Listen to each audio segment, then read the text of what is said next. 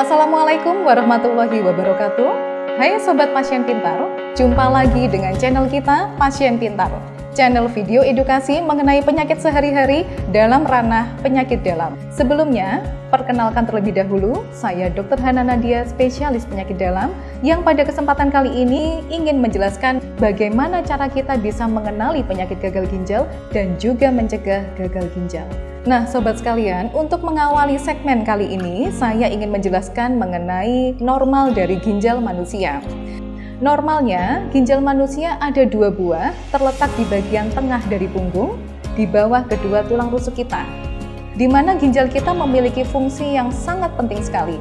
Fungsi yang utama adalah untuk membuang racun dari dalam tubuh atau sisa metabolisme dari dalam tubuh, dan juga membuang sisa kelebihan air dari dalam tubuh. Sedangkan fungsi yang lainnya adalah untuk mengontrol tekanan darah, membantu produksi dari sel darah merah, menjaga kesehatan tulang, dan juga menjaga keseimbangan kadar elektrolit. Nah, lantas banyak yang bertanya, "Dok, seberapa banyak sih angka kejadian gagal ginjal di dunia ini?" Berdasarkan dari data, maka 1 dari 10 orang di dunia ini mengalami gagal ginjal kronis.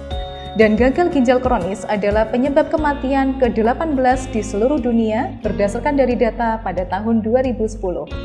Lalu, apa sih dok yang dimaksud dengan gagal ginjal? Gagal ginjal sebenarnya dibagi menjadi 2, ada gagal ginjal akut dan juga gagal ginjal kronis. Pada gagal ginjal akut terjadi penurunan secara cepat dari fungsi ginjal, tetapi apabila diatasi dengan baik, maka fungsi ginjal bisa kembali seperti sedia kala. Sedangkan pada gagal ginjal kronis, terjadi penurunan dari fungsi ginjal secara bertahap atau berkala. Akan tetapi, fungsi ginjal sudah tidak bisa kembali seperti semula. Namun demikian, gagal ginjal akut apabila tidak diatasi dengan baik dan juga penyebabnya tidak segera diatasi, maka akan berlanjut menjadi gagal ginjal kronis. Lalu siapa saja dok yang berisiko untuk mengalami gagal ginjal? Ada beberapa kelompok atau populasi orang yang memiliki resiko tinggi untuk mengalami gagal ginjal. Di antaranya adalah penderita diabetes mellitus atau kencing manis, penderita hipertensi atau darah tinggi, lalu pasien obesitas, pasien dengan penyakit autoimun, pasien yang sering mengkonsumsi obat-obatan dari golongan pereda nyeri seperti golongan dari NSAID, dan yang terakhir adalah pasien dengan riwayat keluarga yang memiliki penyakit gagal ginjal. Berikutnya, apa saja sih dok gejala dan juga tanda dari gagal ginjal? Gejala dan juga tanda dari gagal ginjal diantaranya adalah jumlah urin berkurang atau tidak keluar sama sekali, kaki bengkak, sesak nafas, badan lemas, anemia atau tampak pucat, bisa kejang-kejang sampai penurunan kesadaran. Nah, apabila dokter menemui pasien dengan keluhan yang mengarah ke arah gagal ginjal, maka ada beberapa pemeriksaan yang akan dilakukan untuk mendiagnosis gagal ginjal. Di antaranya adalah pemeriksaan laboratorium, seperti pemeriksaan lab darah dan juga urin, serta pemeriksaan radiologi seperti USG. Nah, apabila diagnosis gagal ginjal telah ditegakkan, maka apa dok terapinya? Apabila fungsi ginjal sudah sangat menurun, maka tindakan terapi pengganti ginjal atau renal replacement therapy harus dilakukan. Ada 3 modalitas utama dalam tindakan terapi pengganti ginjal. Yang pertama adalah hemodialisis atau sering disebut dengan istilah cuci darah. Yang kedua adalah peritoneal dialisis, dan yang ketiga adalah cangkok ginjal atau transplantasi ginjal. Lalu, ini adalah bagian yang pasti paling ditunggu-tunggu oleh sobat sekalian. Apa saja sih dok tips untuk menjaga dan juga memelihara kesehatan ginjal kita agar kita bisa mencegah dari penyakit gagal ginjal? Yang pertama adalah makanlah makanan yang sehat dan berimbang. Sebisa mungkin hindarilah makanan yang bersifat junk food. Yang kedua, lakukan aktivitas fisik rutin atau olahraga rutin untuk menjaga agar tubuh kita tidak mengalami obesitas. Dengan demikian, indeks massa tubuh kita akan terjaga selalu ideal.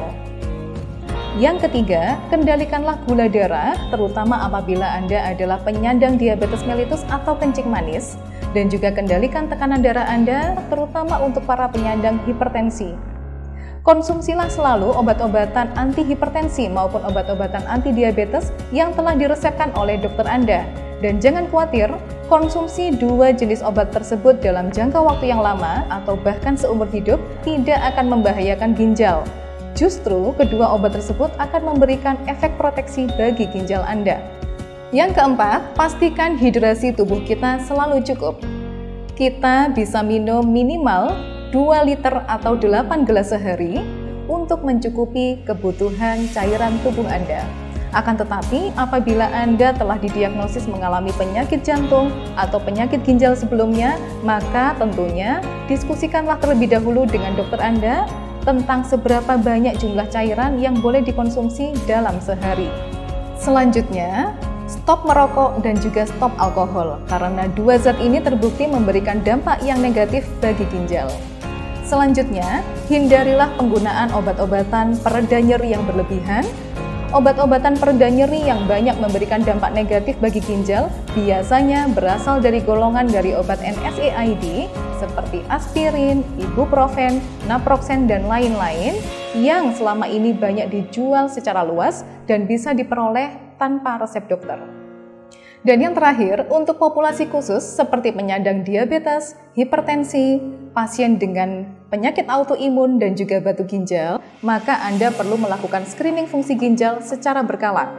Tanyakan pada dokter Anda kapan waktu yang tepat untuk melakukan pemeriksaan atau pengecekan fungsi ginjal agar Anda selalu mengetahui apakah fungsi ginjal Anda dalam kondisi baik atau sudah mulai mengalami penurunan. Dan yang terakhir, segera hubungilah dokter Anda atau pergilah ke rumah sakit apabila Anda atau keluarga Anda yang menderita gagal ginjal mengalami keluhan seperti demam tinggi, menggigil, nyeri kepala, sesak nafas, mual muntah yang berlebihan, serta nyeri dada, maka besar kemungkinan mengalami komplikasi dari penyakit gagal ginjal.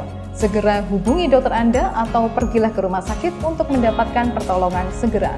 Demikianlah sobat yang dapat saya sampaikan mengenai bagaimana kita bisa mengenali gagal ginjal dan juga mencegah gagal ginjal. Kami berharap agar semua yang telah dijelaskan dapat memberikan manfaat untuk kita semua. Dan jangan lupa like dan juga subscribe dari channel kita ini. Salam sehat selalu. Wassalamualaikum warahmatullahi wabarakatuh.